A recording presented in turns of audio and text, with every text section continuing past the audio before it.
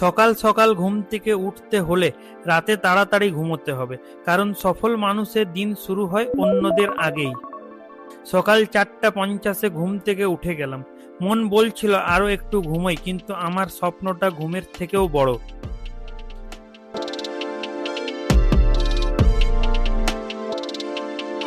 তারপর মাঠে গিয়ে নিজের ওয়ার্কআউট কমপ্লিট করলাম। আজ রানিংটাও বেশ ভালো হলো। এত ওয়েট নিয়ে একটু অসুবিধা হচ্ছে, কিন্তু থামছি না, কারণ আমি জানি প্রতিদিন নিজেকে একটু একটু করে ইমপ্রুভ করতে হবে।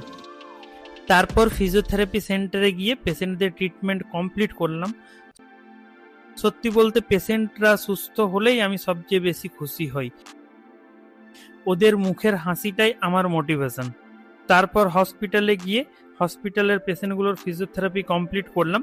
দিনের শেষে ক্লান্ত লাগে, কিন্তু নিজের জার্নিটার জন্য গর্বও হয়, কারণ প্রতিদিন নিজেকে মেন্টালি ও ফিজিক্যালি আরও স্ট্রং বানাচ্ছি। আমার এই জার্নিটি আপনাদের কেমন লাগছে? আপনাদের সাপোর্টই আমার সবচেয়ে বড় motivation. Thank you so much.